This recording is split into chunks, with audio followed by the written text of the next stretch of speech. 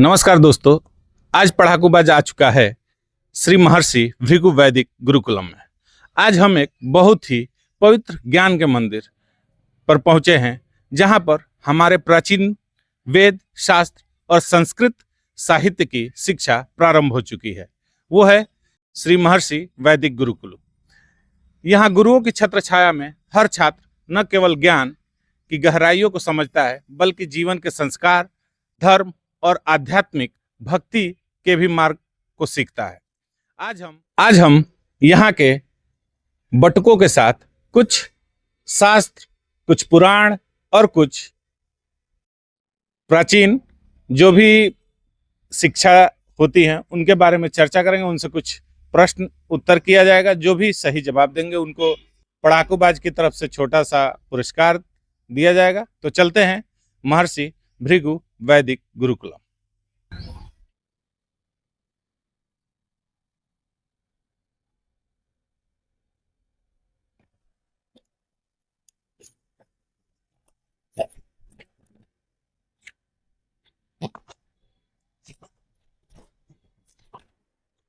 तो गुरु जी, सबसे पहले आप अपने बारे में बताइए जरा। जी, मैं आचार्य मोहित पाठक, महर्षि भृगु वैदिक गुरुकुलम का संस्थापक। यह महर्षि भृगु वैदिक गुरुकुलम चूँकि बलिया है, बलिया जनपद है और इस जनपद महर्षि भृगु से विख्यात है। और इस जनपद में जो है सनातन परंपरा को अक्षुण्ण रखने के लिए, सनातन संस्कृति के पुनरुत्थान के लिए 3 वर्ष से यह रामगढ़ स्थान है। गंगापुर हुकुम छपरा, गंगा जी का पावन पवित्र तट भी है। यहाँ पर वैदिक शिक्षा प्रदान की जा रही है। इसमें अन्य प्रांतों से, अन्य जनपदों से बटुक, छोटे छोटे नन्हे नन्हे बटुक आ करके जो है वेद विद्या का शिक्षा ग्रहण कर रहे हैं और उनको वेदों की शिक्षा प्रदान की जा रही है। वैदिक शिक्षा के साथ समग्र विकास के लिए आधुनिक जो सामाजिक विज्ञान है, गणित है और जो भी आवश्यक है, जो वर्तमान की स्थिति परिस्थितियों के अनुसार जो शिक्षा आवश्यक है उनको प्रदान की जा रही है, जिससे उनका समग्र विकास हो। अच्छा, हमको ये बताइए कि आपके मन में ये विचार कैसे आया कि भाई इस क्षेत्र में एक गुरुकुल की स्थापना की जाए और कब आया? जी, मैं जब बाल्यकाल में काशी में आचार्य गोपाल चंद्र मिश्र वैदिकोन्नयन संस्थान वेद विद्यालय में जब मैं पठन पाठन 2007 से ही प्रारंभ किया और धीरे धीरे मैं भी बहुत छोटा उम्र थी उस समय, लगभग 8 वर्ष का उम्र होगा। उस समय से मैं वेदाध्ययन प्रारंभ किया वहीं पर जा कर के काशी में। और थोड़ा सा जब आदमी वृद्धि को प्राप्त युवा टाइप का होने लग जाता है तो उसके मन में नाना प्रकार के विचार उत्पन्न होने लग जाते हैं। तो हमारे मन में भी ऐसा विचार आया कि यह जो पावन कार्य हमारे इस काशी में हो रहे हैं तो निश्चित ही हमारे भृगु का पावन पवित्र जो है जनपद है और इसकी बहुत ही महिमा है। जो बलिया जनपद, इसकी बहुत ही महिमा है और यहाँ पे भी काशी जैसी पद्धतियाँ जो है संचालित हो सकती है, काशी जैसे वैदिक शिक्षा प्रदान की जा सकती है, काशी जैसा गंगा आरती, जो पावन आरती गंगा जी का होता है और इतना सुंदर पावन तट है, यहाँ पे भी हम लोग कर सकते हैं। और इससे क्या होगा कि लोगों में आध्यात्मिक जुड़ाव, बच्चों का विकास होगा, अपने धर्म का विकास होगा, अपने सनातन संस्कृति का विकास होगा और लोग इससे जुड़ेंगे, माँ गंगा के पावन पवित्र महिमा को समझेंगे, अपनी वैदिक संस्कृति जो है लोग उसको समझेंगे। क्योंकि हमारा मूल जड़ जो है वेद है। हाँ, वेद को लोग समझेंगे। बाकी वेद को यदि समझ लेंगे, वेद की यदि रक्षा हम करते हैं तो समझिए जो है, क्योंकि वर्तमान का जो समय है विज्ञान पूर्ण रूप से वेद पर ही आधारित है, वेद से ही है विज्ञान और वेद को ही हम लोग जो है छोड़ते जा रहे हैं और विज्ञान को अपनाते जा रहे हैं। इसलिए वेद की शिक्षा परम आवश्यक है। और यहाँ पे महर्षि भृगु जी की पावन नगरी में महर्षि भृगु वैदिक गुरुकुलम चल रहा है, जो श्री वेद विद्या सेवाश्रम ट्रस्ट के द्वारा संचालित है। और भगवत कृपा से जो है बच्चों का यहाँ पे रहना, खाना इत्यादि जो है जो भी व्यवस्थाएं हैं, प्रातः काल से ही बच्चों का जो है नित्य दिनचर्या प्रारंभ हो जाती है। 4 बजे प्रातः जागरण इत्यादि जो है नित्य क्रिया करते हुए त्रिकाल बच्चे संध्या करते हैं और उनकी दिनचर्या प्रारंभ हो जाती है। और प्रातः से लेकर के स्वयं 9 बजे तक जो है वेदाध्ययन, अन्य पाठ्यक्रम में जो है जो शामिल है अपना अध्ययन अध्यापन कर रहे हैं। अच्छा, हमको ये बताइए कि आपने जैसा बताया कि 3 साल हो चुके हैं आपको जी। ये मतलब चलाते हुए गुरुकुल को, तो 3 साल में कोई कठिनाई, या जब शुरू किया आपने तो कोई कठिनाई, या अभी क्या उन्नति है आपके गुरुकुल में, ये जरा देखिए, सत्य तो बात यह है कि जो धर्म का मार्ग है ना, सत्य में इसमें नाना प्रकार की कठिनाइयाँ हैं। सत्य के मार्ग पे चलिएगा, धर्म के मार्ग पे चलिएगा तो कठिनाइयाँ तो उत्पन्न होना ही है।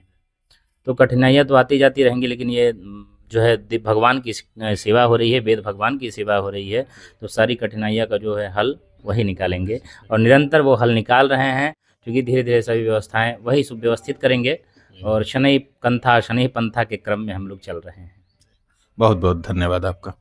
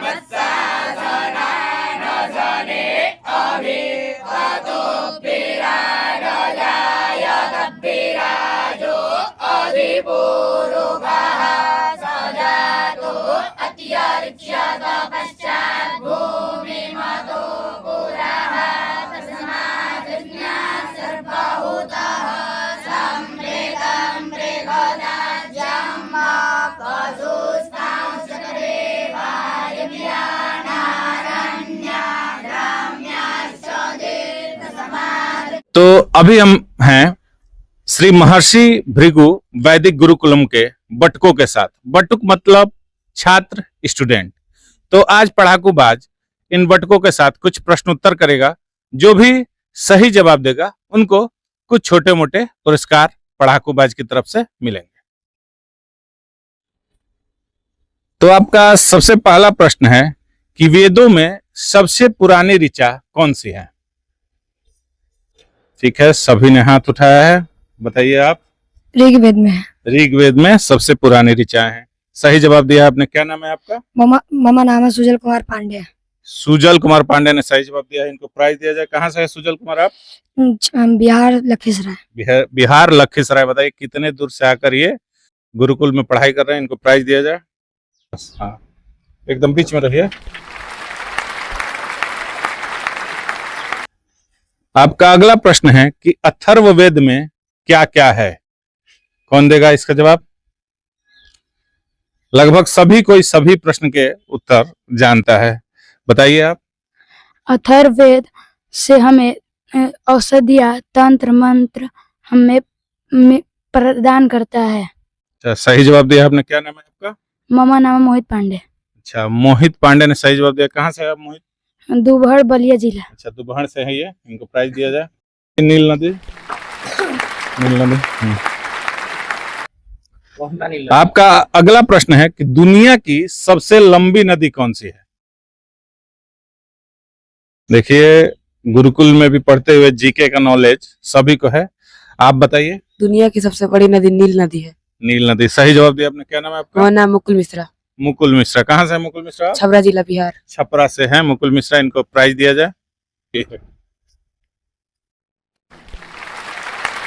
का अगला प्रश्न है कि जो दिन में उजाला होता है, रोशनी होता है, वो कौन करता है? उसका क्या नाम है?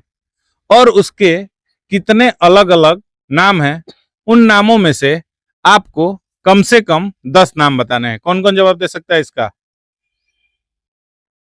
ठीक है, आप बताइए। हम दिन में जो हमें प्रकाश देते हैं वो सूर्य भगवान है। अच्छा। उनके 12 नाम हैं।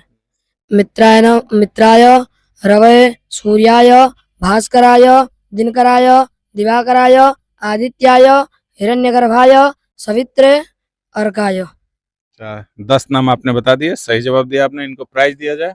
क्या नाम है आपका? शिवराज पांडे। कहाँ से हैं आप शिवराज? हम बिहार जमुई जिला से हैं। बताइए, जमुई जिला लगभग यहाँ से 500 किलोमीटर दूर से आकर शिवराज पढ़ाई कर रहे हैं गुरुकुल में। इनको प्राइज दिया जाए।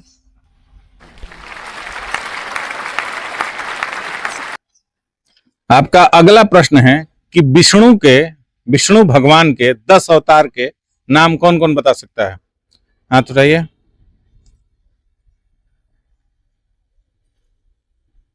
अभी काफी कम हाथ उठे। आप आइए, आइए, बताइए विष्णु भगवान के 10 नामों को। विष्णु भगवान 10 नाम: मत्स्य, कूर्म, वाराह, परशुराम, राम कृष्ण।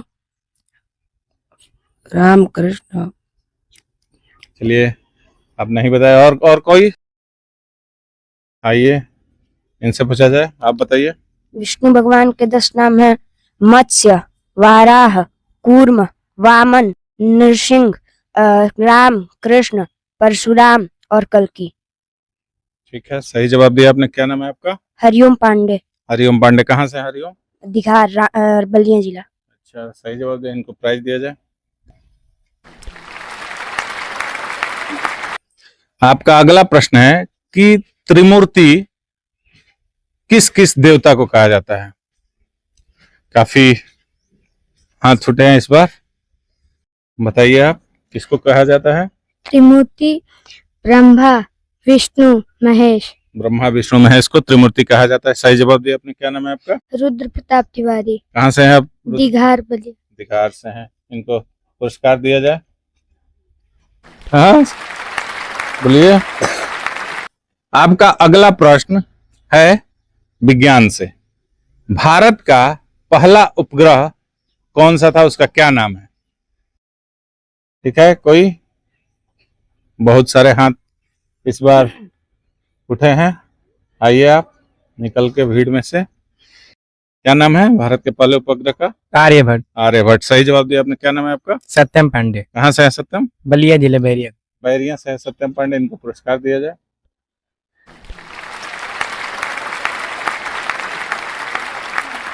आपका अगला प्रश्न है कि भारत की सबसे पुरानी सभ्यता कौन सी है? उसका क्या नाम है? इस पर हाथ उठाया आपने। सिंधु घाटी का। सिंधु घाटी सभ्यता। सही जवाब दिया आपने। क्या नाम है आपका? ममा नाम अंश चौबे। अच्छा, अंश चौबे नाम है आपका। कहाँ से हैं अंश आप? मम ग्राम से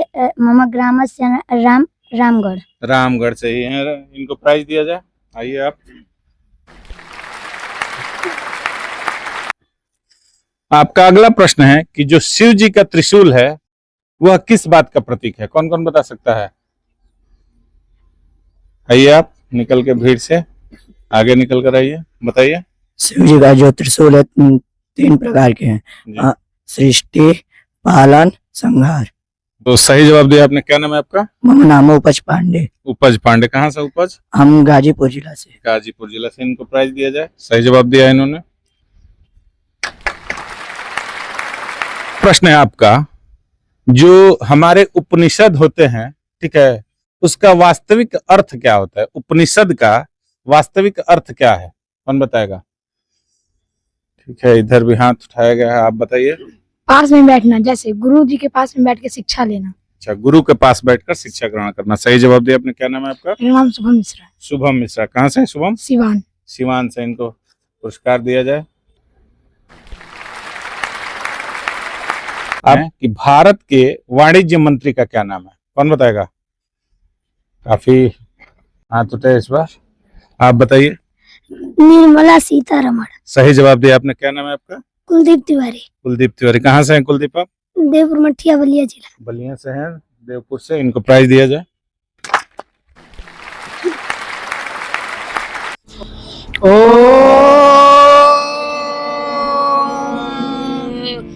मंगलम भगवान विष्णु मंगलम गरुड़ मङ्गलं पुण्डरीकाक्ष मङ्गलाय तनोहरे ॐ नमो गणेभ्यो गणपतिभ्यश्च वो नमो नमो भ्रातेभ्यो भ्रातपतिभ्यश्च वो नमो नमो वृक्षेभ्यो वृक्षपतिभ्यश्च वो नमो नमो विरूपेभ्यो विश्वरूपेभ्यश्च वो नमो नमः। थोड़ा माइक पास में लीजिए। हम अस्मि पढ़ाकूबाज हमें पढ़ाकूबाज। तो मोहित जी, जो आप महर्षि भृगु वैदिक गुरुकुलम चला रहे हैं, उसके तरफ से पढ़ाकूबाज के दर्शकों को कोई संदेश या कुछ आप कहना चाहेंगे? जी जी, बहुत बहुत धन्यवाद आपका। मैं बहुत बहुत शुभकामनाएं देता हूं पढ़ाकूबाज के सभी दर्शकों को, क्योंकि यह पढ़ाकूबाज जो टीम है, जो आपका कार्य है, आप जो है जितने परिक्षेत्र में या परिक्षेत्र में जो भी स्कूल इत्यादि जो भी हैं वहाँ पर आप जाते हैं, बच्चों को प्रोत्साहित करते हैं और प्रोत्साहित करके उनके साथ क्रीड़ा इत्यादि करके जो उनका उत्साहवर्धन करते हैं, विद्यालय का जो है प्रोत्साहित करने का प्रयास करते हैं। इसके लिए आपको बहुत बहुत साधुवाद। और हमारे यहाँ एक प्रकल्प चल रहा है, अनवरत शिवार्चन गुरुकुल गंगा आरती प्रकल्प। इस प्रकल्प में क्या है, अनवरत शिवार्चन के लिए जो है हम लोग प्रतिदिन रुद्राभिषेक करते हैं जो गंगा मैया के पावन तट पर, और यह गुरुकुल भी पावन तट पे ही स्थित है।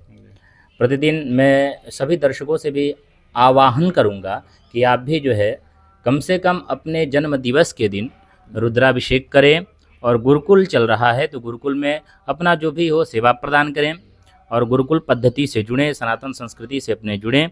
और गंगा आरती, जो काशी में गंगा आरती होती है माँ गंगा की, उस पद्धति से सब लोग जुड़े। अपने जन्मदिन के दिन जो है रुद्राभिषेक और माँ गंगा का पावन आरती अपने द्वारा कराएं, जिससे सनातन संस्कृति का उत्तरोत्तर वृद्धि हो और माँ गंगा का जो यह तट है इसकी व्यवस्था सुव्यवस्थित हो। माँ गंगा जो पवित्र हैं, पावन हैं, उनके महत्व और आस्था से लोग जुड़ें और उनको जो है माँ की संज्ञा पूर्ण रूप से दें। चूँकि माँ लोग समझ नहीं रहे हैं, उनके अंदर गंदगी करना, नाना प्रकार की चीज़ें, कूड़ा इत्यादि जो है ला करके डाल देना, तो उससे क्या होगा, लोगों का झुकाव होगा।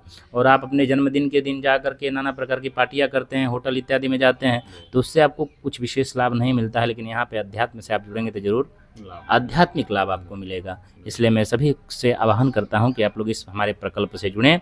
और एक इसी के अंतर्गत हम लोग जो है हमारे यहाँ छुट्टी जो है रविवार के दिन नहीं होता है। हम लोग जो है प्राचीन जो हमारी तिथियां हैं, प्रतिपदा, अष्टमी इत्यादि जो तिथियां हैं, उससे उस तिथियों के दिन हम लोग के यहाँ छुट्टी होता है, अवकाश होता है। जो बच्चे अपने वस्त्र इत्यादि प्रक्षालन करते हैं, उस दिन जो है जितने ग्रामीण क्षेत्रों में मंदिर जीर्ण शीर्ण हैं या फिर जिन मंदिरों में पूजन पाठ इत्यादि नहीं हो रहा है, तो हम लोग धर्म जागृति की एक जो है योजना चला रहे हैं। उसमें ग्रामीण क्षेत्रों को आह्वान कर रहे हैं कि आप लोग आकर के प्रतिदिन दोनों टाइम, सुबह और शाम, कम से कम भगवान के मंदिरों में पूजन पाठ हो दोनों टाइम, जिससे हमारी आध्यात्मिकता और बढ़े और सब लोग मंदिर पूजन से जुड़े। बहुत बहुत धन्यवाद आपका।